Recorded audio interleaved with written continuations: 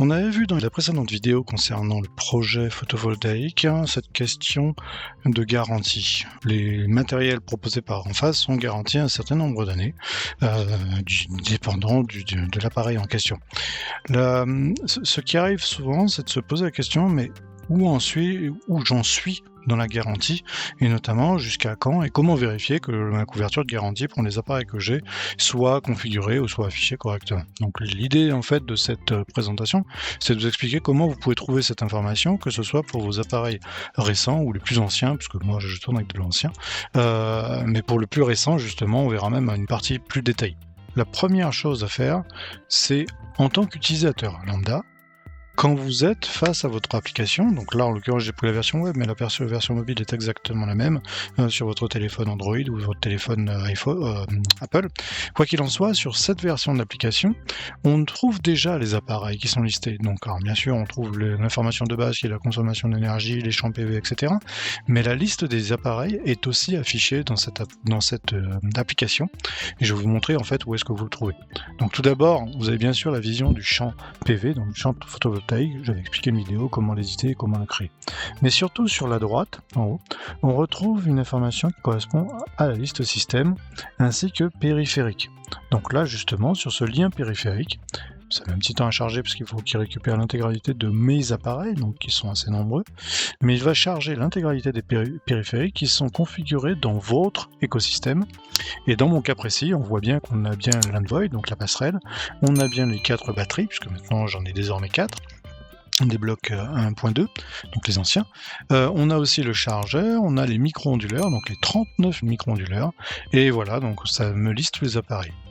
Quand on regarde cette application, donc cette visualisation, il y a quelque chose qui est visible ici, qui est les petites lignes en bleu. Dans ce cas précis, on voit bien qu'on a garantie limitée, mais si je remonte un peu, j'en ai d'autres où je n'ai pas cet affichage. Alors justement, c'est exactement le contexte précis, c'est-à-dire la couverture de garantie s'applique à partir du moment où on enregistre l'appareil avec dans Enlighten, donc avec la plateforme, la gateway qui est derrière. Donc c'est pour ça qu'on voit des cas particuliers, dans le sens où moi j'ai beaucoup d'appareils d'occasion, parce que j'en ai acheté pas mal, mais on a des appareils qui sont bien couverts par la garantie, comme c'est le cas pour les IQ7, IQ7+, mais on a des appareils des M215 qui sont certainement clairement plus vieux, dont certains vont être non affichés comme étant couverts et d'autres vont être affichés comme étant couverts jusqu'à 2045. La raison pour laquelle justement il y a cette couverture dans un cas et pas dans l'autre, pourtant c'est les mêmes appareils, je pense que le SKU est même le même modèle, mais le fait est que celui-là a été ajouté la première fois chez moi. Celui-ci était déjà enregistré sur une autre passerelle Envoy, et dans le cas précis justement d'Enphase, cette couverture de garantie n'est pas cessible. Elle est cessible uniquement si vous vendez votre logement, et dans ce cas-là, vous pouvez faire une demande à Enphase de faire en sorte que l'acheteur du logement, qui récupère donc la station photovoltaïque, devienne le nouveau bénéficiaire de l'installation, et donc à ce titre-là, devienne le nouveau bénéficiaire de la garantie pour le temps restant de cette exécution. Mais si quelqu'un a démonté une installation et revend les appareils à la pièce, comme moi j'ai fait, donc pour celui-là par exemple, dans ce cas-là, la garantie n'est pas cessible. Si par contre, dans ce cas-ci, l'appareil a été démonté, ou comme dans celui-là, l'appareil a été démonté, mais en fait elle n'était pas enregistrée dans l'Envoy d'avant, dans ce cas-là, lors de l'enregistrement sur mon installation, c'est ce qui s'est passé, en fait il est considéré comme étant à sa première enregistrement, donc sa première configuration, et donc il apparaît comme étant couvert jusqu'au, là en l'occurrence jusqu'au 21 mai 2045. De mémoire, pour ces appareils-là, c'est une couverture de 20 ans, donc du coup 20 ans, parce que c'est les IQ8 c'est 25 ans, mais les IQ, ceux-là aussi sont 25 ans, mais ceux-ci, donc les M de Series, c'était moins loin, et donc du coup ça doit être 20 ans, et donc c'est pour ça que mai 2025, mai 2045, on a cette période-là. Pareil pour celui-là, 2023-2045, à 43, on est dans la même logique. Mais en tout cas, si vous avez une installation neuve, dans ce cas-là, en fait, vous serez comme c'est pour celui-là. Et donc, quand vous allez sur cet appareil, vous avez le détail, justement, de la garantie. Vous avez la garantie, et effectivement, les appareils, les IQ7+, et je pense que les IQ7 normaux doivent être dans le même cas, c'est 25 ans. Donc, on voit la date de mise en application, donc l'installation initiale, et donc la fin de garantie me donne un total de 2046. Ensuite, on a un lien qui nous donne la politique de garantie Donc ce lien-là va simplement aller au niveau de la couverture de garantie mondiale par emphase, et ensuite nous on a juste à les sélectionner en Europe et la France. Et donc dans cette phase-là, on voit justement toutes les informations par rapport aux dates de référencement, c'est-à-dire activation. Si vous avez fait une évolution par exemple en plusieurs étapes comme moi, dans ce cas-là, vous avez des dates d'activation qui sont différentes puisque chaque appareil a été activé à une période différente. Donc vous pouvez vous retrouver par exemple avec une période intermédiaire. Donc là par exemple, le 23 juin, il y a eu un nouveau paramétrage qui a été fait pour l'activation. Donc si je prends le cas qu'on regardait tout à l'heure, une activation qui a été faite en octobre 2021, donc si je prends l'octobre 2021, on est dans ce contexte-là. Donc si j'ouvre ce document, c'est un PDF dans lequel je vois toutes les informations concernant les appareils qui étaient couverts à l'époque, parce que chaque époque a ses appareils en distribution. Alors on est d'accord, ce sont des appareils en distribution au moment de l'édition. Tous les appareils qui sont en fin de vie, dans ce cas-là, en fait, là c'est... On va dire c'est soumis un peu à la bonne volonté, par exemple des surstocks qui seraient restés chez un distributeur trop longtemps. Dans ce cas-là, typiquement, on imagine qu'un surstock de IQ7 aujourd'hui, les IQ7 ne sont plus vendus. Donc il est possible que vous soyez dans une situation justement un peu différente. Mais je vois par exemple ici, micro-ondulaire IQ série, donc il ne me rentre même pas en détail sur les modèles. On a 25 ans à partir de la date de mise en application. Donc on n'a pas le détail des appareils exactement, en fait ils ont simplifié le truc pour justement ne pas avoir cette problématique. Quoi qu'il en soit, donc là on a dans cette visualisation-là justement les détails pour les micro-onduleurs, mais on a aussi des appareils, par exemple si je prends la passerelle. Donc la passerelle, on est dans le même cas. La passerelle a été installée, dans mon cas précis, en 2020, 2021 je crois, peut-être. Je vais voir quand il va charger, mais ouais, c'est ça, 21.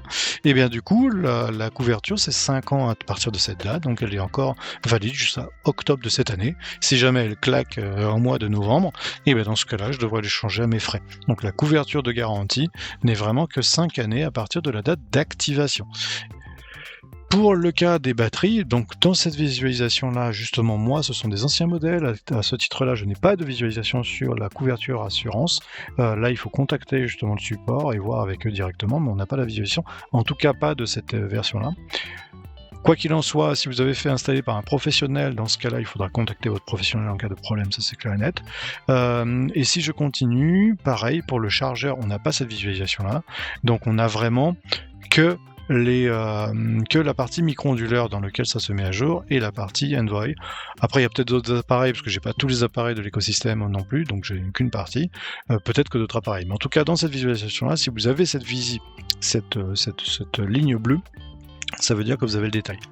Maintenant, on imagine qu'on serait un auto-installateur comme moi, donc je suis un auto-installateur, ou qu'on serait installateur professionnel, donc la vision de votre installateur chez vous. Lui, il passe par l'Enlighten Manager. L'Enlighten Manager, à partir de là, vous avez le lien sur périphérique, qui est ici, et dans ce lien périphérique, vous trouvez tous les appareils qui sont listés sur l'environnement du client. Donc, moi, c'est que moi, mon propre client, puisque je suis auto-installateur, mais un installateur professionnel, lui, il a plusieurs clients, il a plusieurs installations, et à ce titre-là, en fait, dans chaque installation, il a le détail des périphériques. Pourquoi je vois ça? C'est que ici, on voit qu'on a la garantie. Donc la ligne avec la gateway, donc la passerelle, on a la même problématique. On voit même d'ailleurs la même information concernant la date d'activation et la période de garantie de 5 ans, et le même lien concernant la politique. Donc ça, c'est intéressant parce qu'on retrouve la même information, ce qui est plutôt rassurant quelque part. Mais maintenant, on a peut-être autre chose. Les QRLED ne sont pas couverts par la garantie. Déjà, ça c'est clair et net. Ce sont des appareils qui sont mis dans les tableaux électriques, donc à ma connaissance, ils sont peut-être pas couverts, peut-être couverts, mais avec un appareil électrique standard, donc il doit être autour de 2 ans. Mais en tout cas, il n'y a pas d'affichage à cet endroit-là, et donc du coup, on n'a pas d'informations supplémentaires là-dessus. En revanche, ce qu'on a vu tout à l'heure pour les micro-ondulaires, on retrouve le même détail, c'est-à-dire dans le cas précis, certains sont marqués avec la garantie non applicable, d'autres sont affichés avec la garantie applicable. Pourtant, ce sont bien des M215 dans les deux cas. Donc là, je répète, la garantie s'applique ou démarre à partir du moment où l'activation est faite. Donc si j'ouvre par exemple celui-là, donc un M215 de base, j'ouvre celui-là, en fait il me considère que c'est une période de couverture de 20 ans, et là j'ai récupéré d'ailleurs, chose encore plus étrange, la date d'activation faite par le précédent propriétaire. Donc ça arrive. Donc ça veut dire qu'il a référencé, il a transféré la date d'activation initiale, parce que c'est pas moi, je n'avais pas d'installation en 2015. Par contre, dans le cas précis, par exemple sur celui-là, donc 2043, on a bien une installation de 2023, en février 2023, et donc du coup, il va bien courir jusqu'à 28 février 2043. Alors attention, ça c'est la garantie théorique.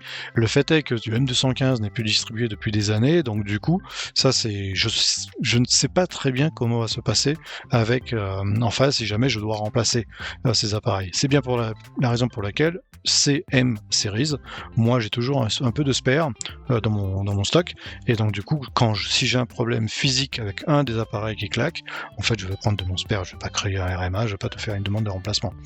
Mais en tout cas, pour des appareils standards comme vous pouvez avoir, donc de l'IQ7 par exemple, là c'est tout à fait légitime, et dans ce cas-là, on retrouve bien les informations ici. Ensuite, si on continue la descente, on a les batteries. Donc les batteries, dans mon cas précis, je n'ai pas la visualisation de la couverture maintenance, c'est-à-dire la couverture de garantie. Je ne sais pas pour quelle raison, mais les batteries d'ancienne génération, donc ces batteries AC 1.2, ne sont pas affichées justement dans cette visualisation, ni dans la version Enlighten normale d'ailleurs.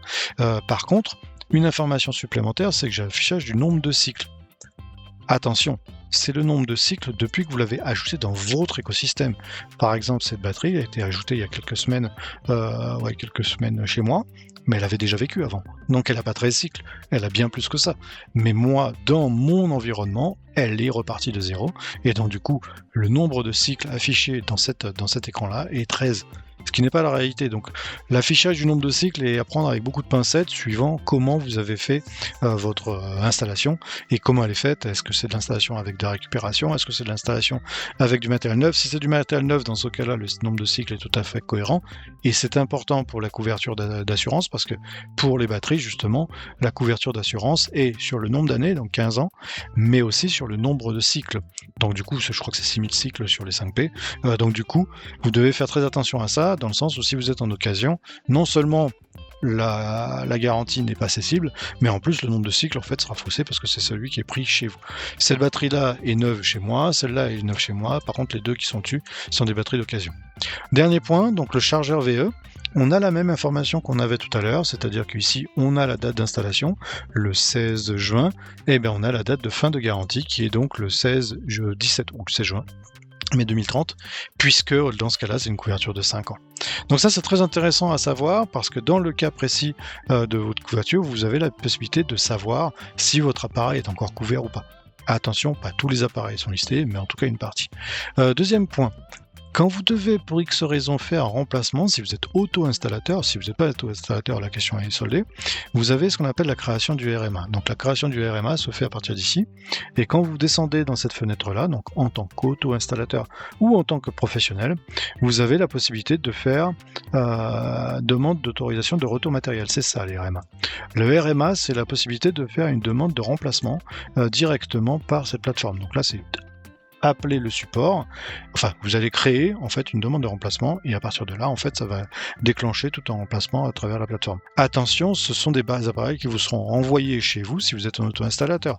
Par contre, si c'est l'installateur professionnel qui doit le faire, dans ce cas-là, ce sera lui de faire cette demande de RMA, et lui devra venir chez vous pour faire le remplacement physique de l'équipement, donc de remplacement du micro-onduleur ou le remplacement du chargeur de véhicule.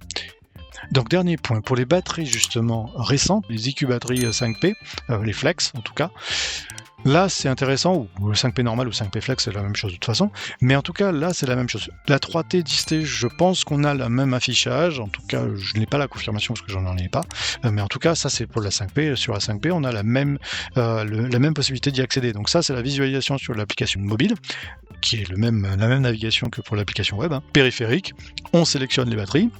À partir de là, on a la liste des batteries et on voit justement qu'on a une couverture avec la garantie limitée qui expire à telle date.